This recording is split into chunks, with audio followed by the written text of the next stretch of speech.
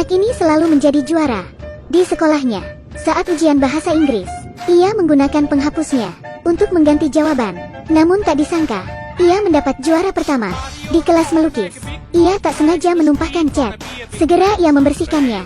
Ia menggosok kertasnya. Lalu sang guru menghampirinya. Gurunya terkejut ketika melihat karya anak itu. Gurunya kagum karena cat itu seperti gambar abstrak yang indah. Ini juga membuatnya menjadi juara pertama. Ban Chang menjadi salah satu penggemar anak itu. Anak itu bernama Afang. Menghadapi kenyataan yang aneh ini, Afang tidak tahan lagi. Saat ujian matematika, ia mengumpulkan kertas kosong.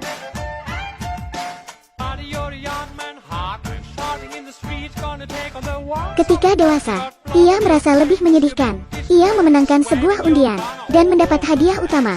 Saat memanggil taksi pun, banyak taksi yang berhenti untuknya. Saat bekerja, banyak pelanggan yang mengantre membeli rumah padanya. Ia benar-benar tersiksa. Dalam sebuah pesta, teman-temannya mengerumuni Afang.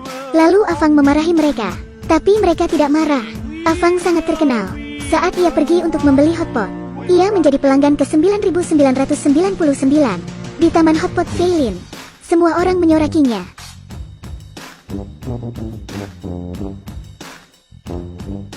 Lalu Afang mencoba menantang takdir. Ia ingin menangkap pencuri dengan petir. Orang yang lewat pun memuji Afang. Hal ini membuatnya menerima penghargaan. Sebagai warga negara yang baik, Afang sudah tidak kuat. Ia memutuskan untuk menemui seorang biksu. Mendengar kehidupan Afang yang mengerikan, biksu itu sangat sedih. Biksu berniat untuk mengakhiri semua itu. Kemudian, kepala wihara pun muncul.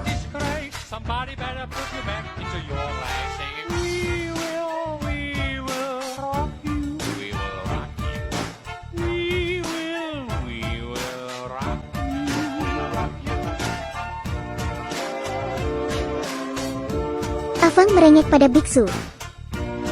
Seketika Afang terbangun dari tidur. Ia sedang berada di kelas. Kemudian ia berkhayal lagi, melihat temannya menoleh padanya, lalu memikirkan masa depan.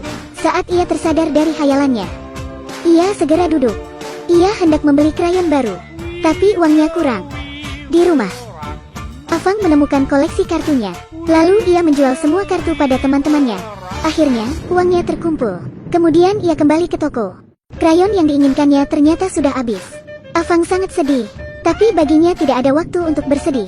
Aku tidak perlu sedih. Saat ia membuka pintu kelas, Afang melihat gadis pujaannya sedang bersama Mang Sangca, seorang anak yang pandai sepak bola. Afang sangat terkejut. Mengapa gadis pujaannya bersama Mang Sangca? Afang memandangi salju. Tiba-tiba, sebuah bola mengenai kepalanya. Ia kembali berkhayal, seperti sedang melihat bidadari. Ia berkhayal menjadi pesepak bola.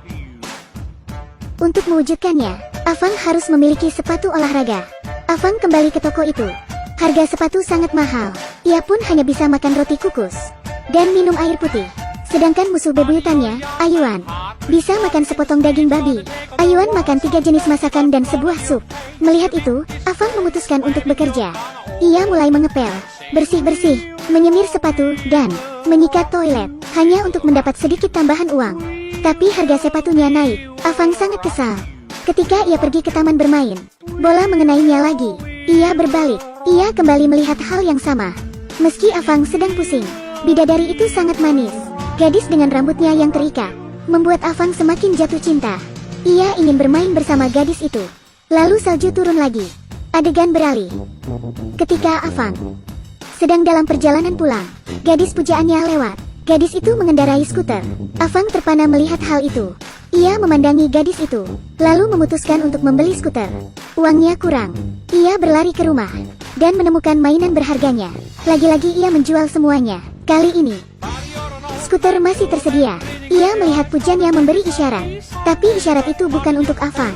Afang mempelajari sesuatu dari cinta, yaitu sakit hati. Apakah ini nyata? Ia melihat gadis pujaannya pergi bersama Ayuan. Ia melihat kemesraan mereka berdua. Afang hanya terdiam melihat itu. Salju kembali turun. Afang berteriak, tidak cukupkah menjadi kaya dan tampan? Afang sangat kecewa. Ia melanjutkan petualangannya mencari cinta sejati. Afang tersadar dan langsung menemukan gadis pujaannya lagi, yaitu Amei. Afang merasa dialah satu-satunya yang menyukai Amei. Saat jam pulang sekolah, ia menahan Amei karena hendak memberi Amei hadiah. Amei pun tersenyum padanya. Namun ternyata, yang ada di depannya adalah gadis gemuk. Afang segera pergi dari kelas. Tapi ia melihat Amei dijemput oleh ayahnya. Kemudian Afang menelepon Amei. Amei merasa senang. Tiba-tiba telepon itu dibanting oleh ayahnya. Ayahnya merebut telepon itu dengan kasar. Ayah Amei menulis sebuah surat. "Jangan kau ganggu anakku lagi." Ketika dewasa, mereka menonton film romantis. Afang mencoba mencium Amei. Sambil membayangkan apa yang akan terjadi, Amei menutup matanya. Afang juga memejamkan mata. Tiba-tiba ayah Amei muncul. Keduanya sudah berpacaran selama 4 tahun. Saat mengadakan pesta, orang-orang meminta mereka berciuman. Amei kembali menutup matanya. Ketika Afang hendak menciumnya, Afang merasa ada yang aneh. Ia membuka mata untuk memastikan. Ternyata semua baik-baik saja. Tapi ketika hendak mencium Amei, ayah Amei datang lagi. 2 tahun berlalu, Afang memiliki beberapa sertifikat.